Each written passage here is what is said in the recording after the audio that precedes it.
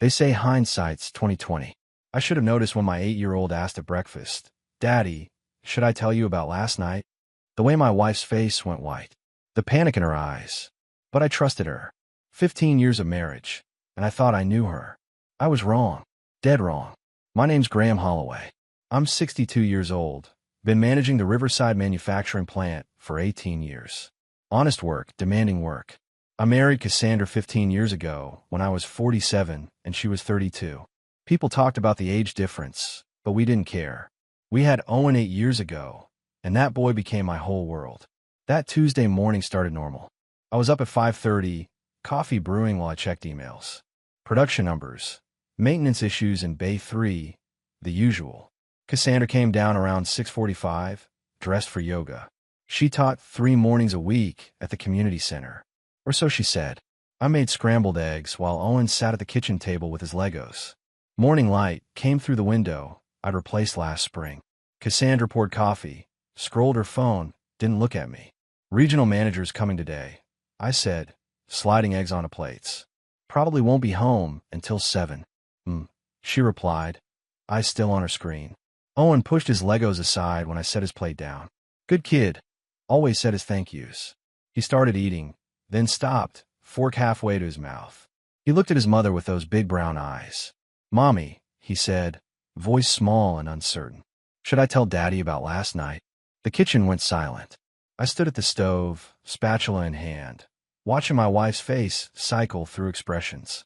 Fear, anger, calculation. She forced out a laugh that sounded brittle. Owen, sweetie, we talked about this, she said, voice tight. Remember? That was just a game. But you said, Owen. Her tone sharpened. Eat your breakfast. I set the spatula down carefully. What happened last night? Nothing happened, Cassandra said quickly. Too quickly. He's talking about a cartoon. Right, Owen. Our son looked between us, confusion and fear on his face. He was 8 years old. He shouldn't feel either of those things at breakfast. Owen, I said gently. What did you want to tell me, buddy? Don't interrogate him, Graham. Cassandra stood up, chair scraping tile. He's a child. He doesn't know what he's saying. I'm not interrogating anyone. I'm asking our son a question. There's nothing to ask about. Her voice rose. You're always doing this. Always looking for problems. Always suspicious, always. I'm suspicious. The words came out hard. Our son asks if he should tell me about last night. And you shut him down. You don't think that's worth talking about. She grabbed her yoga mat, her purse. I'm not doing this right now. I have a class to teach. Cassandra. The front door slammed. Through the window, I watched her back out too fast, tires squealing. Owen was crying quietly. I sat beside him, pulled him close. Hey, it's okay, buddy. You're not in trouble.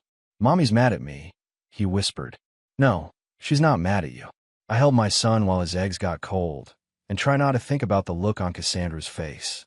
Try not to think about how she'd left without kissing either of us goodbye. But I couldn't stop thinking about it. Not for the rest of that very long day. I couldn't focus at work that day. The regional manager walked through Bay 3, asking questions about efficiency metrics, and I gave him answers on autopilot. My mind was back in that kitchen, watching Owen's frightened face, hearing Cassandra's 2 quick denials. During lunch break, I sat in my office and called her. Straight to voicemail. I tried again an hour later. Same thing. By 3 o'clock, I was dialing every 15 minutes. Nothing. She finally answered at 4:30. What, Graham? Her voice was clipped, annoyed. We need to talk about this morning. There's nothing to talk about. I already told you. I leaned back in my chair, rubbed my eyes. Cassandra, our son was scared. You left without explaining anything. You can't just pretend. I'm not pretending anything, she interrupted. You're the one making a mountain out of nothing. Owen had a bad dream. I comforted him. End of story. Then why did he ask if he should tell me? Silence on the line. Then, I don't know, Graham.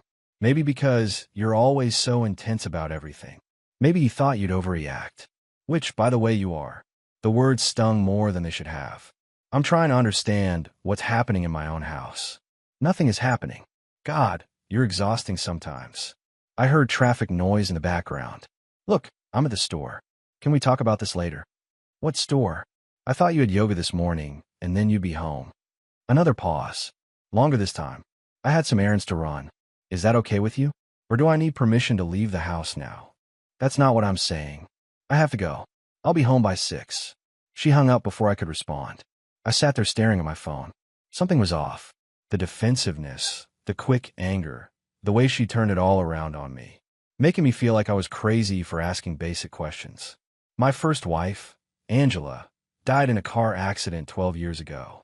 T-boned at an intersection by a drunk driver running a red light. I'd been working late that night. Told her I'd pick up dinner on my way home. If I'd left on time, if I'd been driving instead of her, maybe she'd still be alive. I carried that guilt for years. Cassandra knew that. Knew how I blamed myself for not being there. Was she using that against me now? Making me doubt my own instincts. I left work at 5, drove home with my knuckles white on the steering wheel. Cassandra's car was in the driveway when I pulled up. Through the kitchen window, I could see her moving around, making dinner like nothing had happened. Owen was in the living room, building a Lego castle. I sat down beside him. "Hey, buddy. How was school?" "Good," he said quietly, not looking up from his blocks. "Want to tell me about it?" He shrugged. We learned about fractions. I waited, giving him space. Finally, he looked at me. "Dad, am I in trouble for what I said at breakfast?" My heart broke a little. "No, son. You're never in trouble for telling the truth. Mommy said I shouldn't talk about last night anymore. She said it would upset you." Before I could respond, Cassandra appeared in the doorway. "Dinner's ready," she announced, her smile bright and false. "Come on, you two. I made your favorite, Graham. Pot roast." She walked away, leaving me sitting there with our son and 1,000 unasked questions. Something was definitely wrong, and I was going to find out what. That night, I couldn't sleep. Cassandra was beside me, breathing deep and steady, while I stared at the ceiling, counting the hours. Around 2 a.m., I got up for water, passed through the kitchen, and saw her purse on the counter. She never left her purse out. Never. I stood there in the dark, knowing I shouldn't look, but unable to stop myself. My hand reached out, pulled it open. Wallet, keys, lipstick. Then I saw it. A second phone. Cheap Android with a pink case, tucked in the side pocket. My hand started shaking. I pulled it out, pressed the power button. The screen lit up with notifications. Text messages. Dozens of them. All from a contact labeled. I opened the thread. "Can't wait to see you tomorrow. Usual place. Miss you already. Last night was incredible. When are you going to tell him?" My vision blurred. I scrolled up. Weeks of messages. Months, maybe. Plans to meet. Photos I couldn't bring myself to look at closely.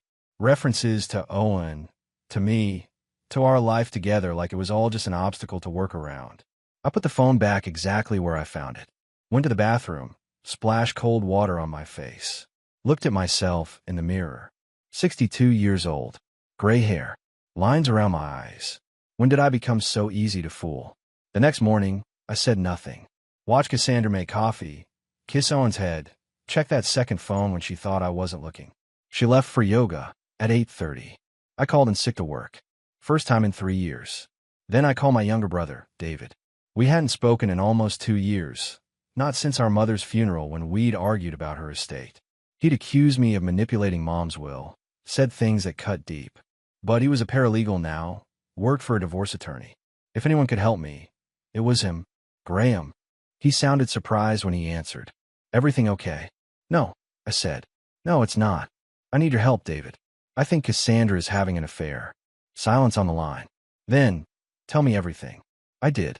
The phone, the messages, Owen's question at breakfast, all of it. When I finished, David was quiet for a long moment. "I'm coming over," he finally said.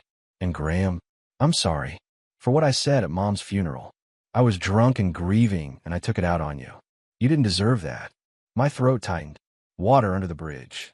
"No, it's not. But we'll fix that later. Right now, we need to protect you and Owen. Don't confront her yet. Don't let on that you know. We need evidence, documentation, everything." "Already ahead of you," I said. "I'm taking photos of that phone tonight." "Good man. I'll be there in 2 hours." After we hung up, I went to Owen's school, pulled him out early. Told the secretary it was a family matter. Mrs. Patterson, his teacher, caught me in the hallway.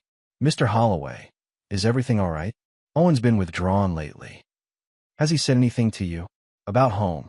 She hesitated. "He drew a picture in art class yesterday. A house with very thick walls and a figure he labeled the secret man. I was going to call you. My stomach dropped. Can I see it? She brought it from her classroom. There it was.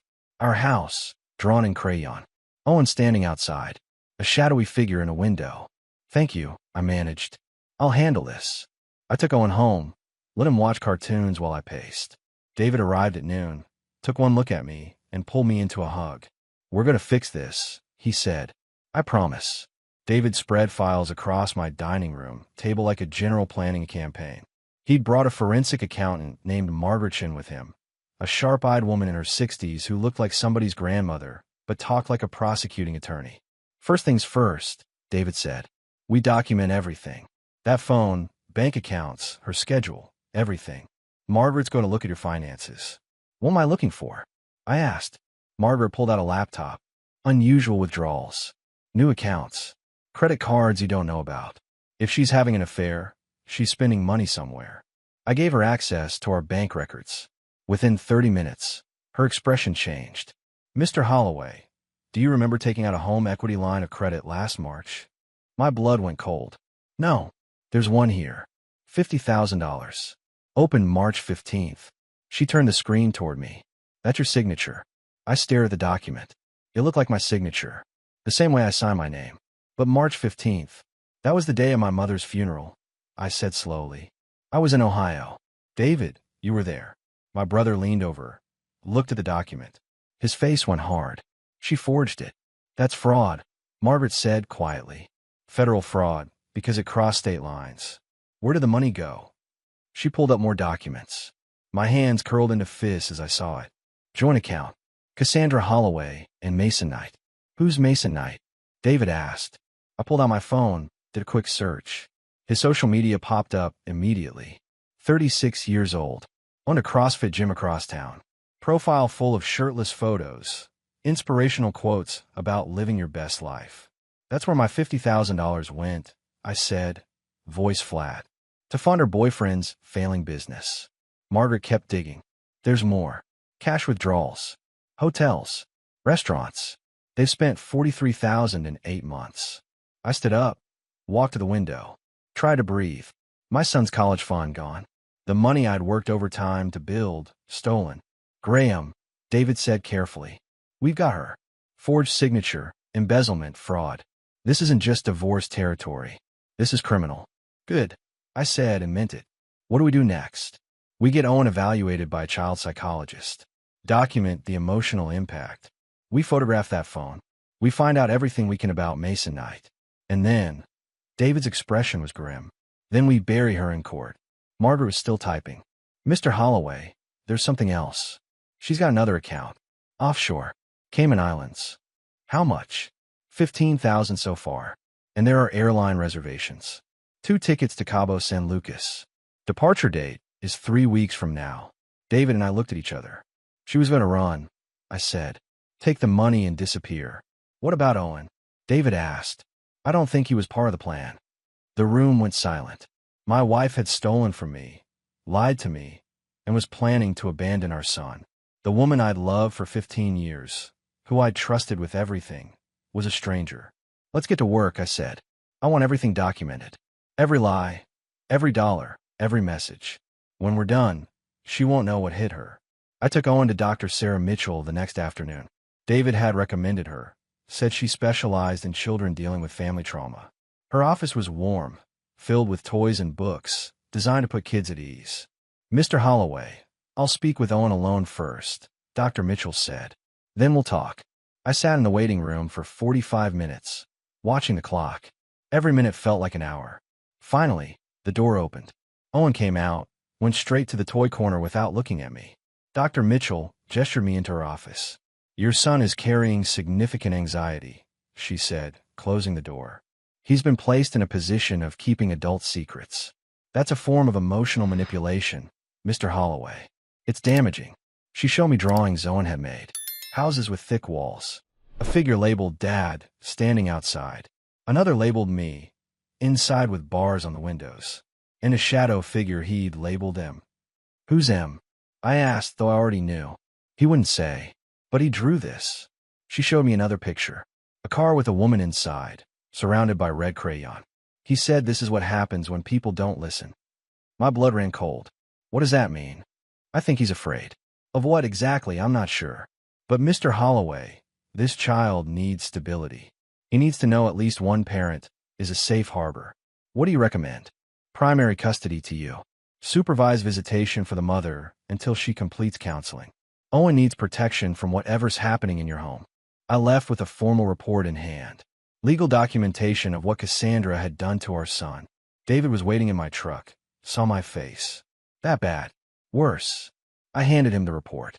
She's been using him, making him keep her secrets. He's terrified, David. My brother's jaw tightened. We've got her now. Between this and the financial fraud, she won't get anywhere near custody. That night, Cassandra came home late. 10:30.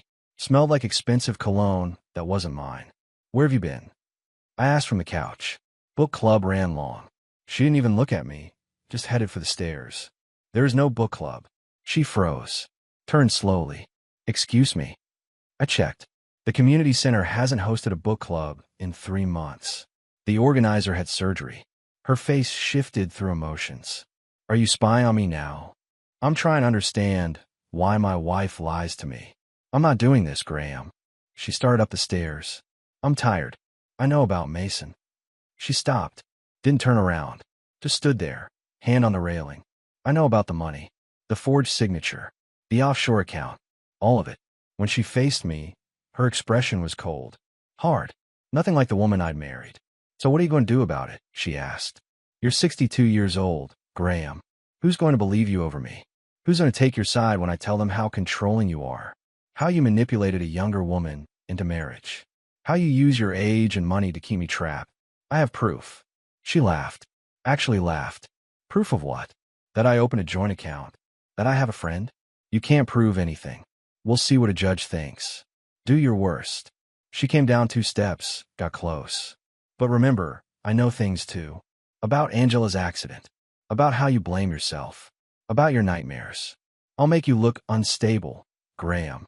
I'll make sure everyone knows you're a paranoid old man who couldn't satisfy his wife. She went upstairs. I heard the guest room door lock. I sat there in the dark, hands shaking with rage. But I didn't move. Didn't chase her. Because David's words echoed in my head. Desperate people make mistakes. Let her feel confident. Let her think she was winning. The trap was already set. 3 days later, I scheduled a meeting at my house. Told Cassandra her lawyer needed to be there. Told her it was time to discuss terms. She agreed, probably thinking she had the upper hand. David came early, helped me set up. Margaret spread her files across the dining room table. The same table where we'd eaten family dinners for 15 years. Where Owen had done his homework. Where Cassandra had smiled and lied to my face. Mason arrived first. Didn't want to come. You could see it in every line of his body. Kept glancing at the door like he wanted to bolt. His lawyer was young. Expensive suit. Slick back hair. Cassandra came next with her attorney. She looked perfect. Hair and makeup done. Modest dress. Small cross necklace. Playing the victim before anyone even spoke. We all sat. My table. My house. My terms. Cassandra's lawyer started. My client is here in good faith to discuss an amicable separation. Your client forged my signature, I said, cutting him off. Margaret stood, laid out the first document. Home equity loan. Notarized March 15th. Mr. Holloway's signature. Another document. Mr. Holloway's mother's death certificate. March 14th. Another. Plane ticket. Mr. Holloway was in Ohio when this was supposedly signed. We have witnesses. Photos from the funeral. The lawyer's face changed. He turned to Cassandra. Did you know about this? She didn't answer. Margaret continued. Joint account. Cassandra Holloway and Mason Knight. $50,000 deposited. $43,000 withdrawn. Hotels. Restaurants. Cash. And this. She pulled up a photo on her laptop. A boat. Purchased by Mason Knight. Down payment $30,000. Mason's lawyer had his head in his hands. There's more, David said. He pulled out Dr. Mitchell's report. Psychological evaluation of Owen Holloway. States the child has been emotionally manipulated. Forced to keep adult secrets. Shows signs of anxiety and trauma. He spread out Owen's drawings. The houses with walls. The shadow figure. The car surrounded by red. Your client has stolen from her husband and psychologically damaged her child, David said. This isn't divorce court. This is criminal court territory. This is insane, Cassandra said, voice rising. Graham is twisting everything. He's controlling, manipulative.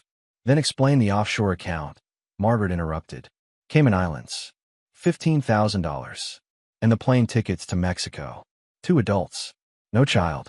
Departure in 10 days. The room went silent. Mason stood up suddenly. I'm done. This is on you, Cassandra. You said he was loaded, that we'd take him for everything. You planned all of it. Sit down, his lawyer snapped. No. She forged his signature. I saw her practicing. She had samples of his handwriting, practiced for weeks. I told her it was wrong, but she said, shut up. Cassandra screamed. Mr. Knight, David said calmly. Keep talking. Mason looked at me.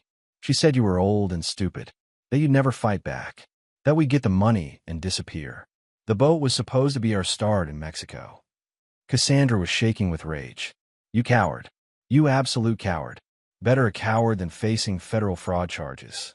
David leaned forward. Here are our terms. Full custody to Graham. You pay back every penny. $43,000. You find it, borrow it, sell everything you own, or we file criminal charges. Federal embezzlement. Interstate fraud. 10 years minimum. Cassandra's lawyer whispered to her. Long conversation. Her face crumpled. I don't have that much, she finally said. Then you figure it out. You've got 72 hours. Mason was already heading for the door, his lawyer chasing after him. Cassandra looked at me one last time. Graham, please. You stole from our son. You made him afraid in his own home. You forged my name and planned to abandon him. I stood up. Get out of my house. You've got 3 days. She left, her lawyer trailing behind. When they were gone, David put a hand on my shoulder. You did good, brother. I looked at the papers scattered across my table. 15 years of marriage reduced to evidence of fraud. Yeah, I said. Now let's make sure she never hurts Owen again. 2 days after the meeting, a car pulled into my driveway. Eleanor Winters, Cassandra's mother. 70 years old, elegant, steel-spined. I'd always respected her, even liked her. She'd raised Cassandra alone after her husband left when Cassandra was 12. I opened the door. Eleanor stood there with her purse clutched tight, face drawn. Graham, may I come in? Of course. I stepped aside. We sat in the living room. She declined coffee, sat with her back straight, hands folded. Cassandra called me yesterday, she said quietly. Told me you're trying to destroy her, that you manufactured evidence, that you're using your money to take Owen from her. I waited. Didn't defend myself. Just waited. Then I called my accountant, asked him to look into something. She pulled papers from her purse. She borrowed $30,000 from my retirement account 6 months ago. Said it was for Owen's education. I believed her. It wasn't for Owen. No, it went to that man. That Mason person. Her hands trembled slightly. I spoke with David this morning. He showed me everything. The forged signature. The psychological report on Owen. The offshore account. She looked at me, eyes wet. I raised her better than this. I taught her integrity, honesty. Where did I fail? You didn't fail, Eleanor. She made her own choices. I'm here to apologize. Her voice cracked. For what my daughter has done to you and Owen. And to tell you I'm testifying for you. Whatever you need from me, you have it. Eleanor, you don't have to. Yes, I do. That child is my grandson. And he needs protection, even if it's from his own mother. She stood, composed herself. I'm also calling her loan. She has to pay back the $30,000. I'm not funding her destruction of this family. After she left, I sat there stunned. Even Cassandra's own mother had turned against her. David called an hour later. Did Eleanor come by? Yeah, she's testifying for us. There's more. Mason's gym is being foreclosed.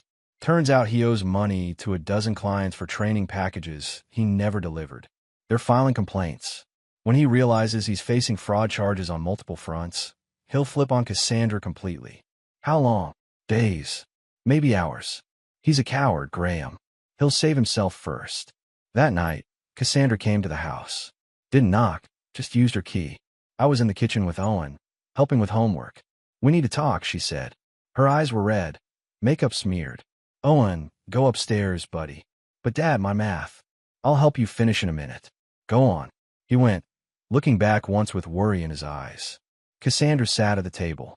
My mother called. She's siding with you. I know. Mason's lawyer dropped him. Says he won't represent him anymore. I know that too. She looked at me, really looked at me. How did this happen, Graham? How did we get here? You forged my signature. Stole $50,000. Had an affair. Planned to abandon our son. I kept my voice level. You did this.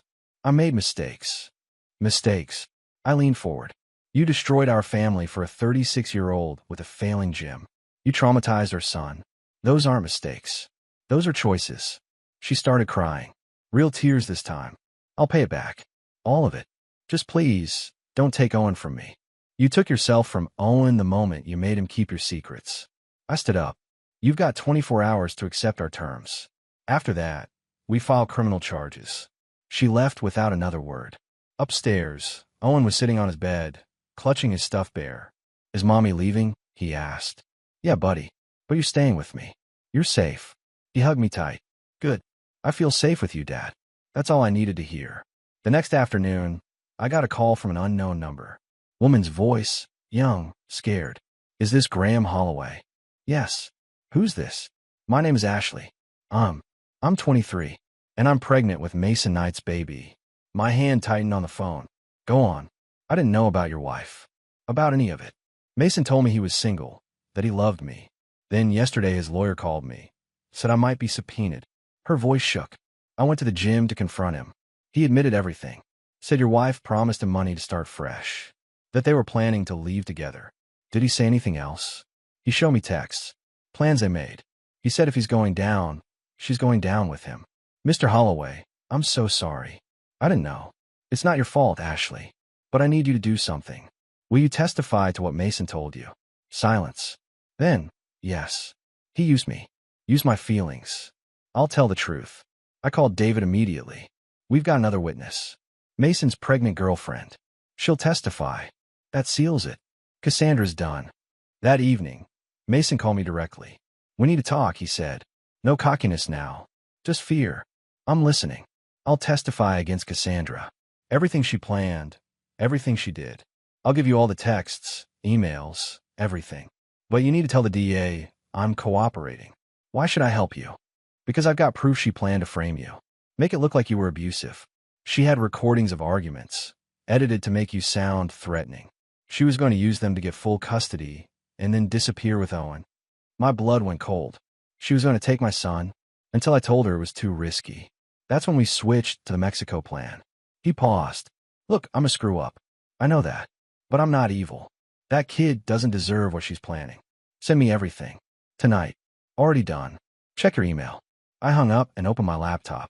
There it was. Hundreds of messages. Audio files. Photos. A complete record of Cassandra's plans to destroy me and take Owen. David came over within the hour. We went through everything. This is bigger than we thought, he said. She wasn't just stealing money.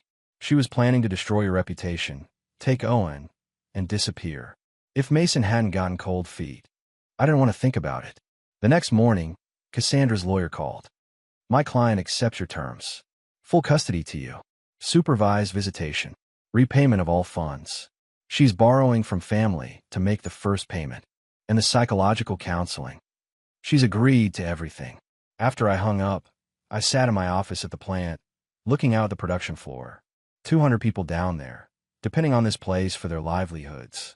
I'd kept this plant running through recessions, supply chain nightmares, labor disputes. I'd never backed down from a challenge.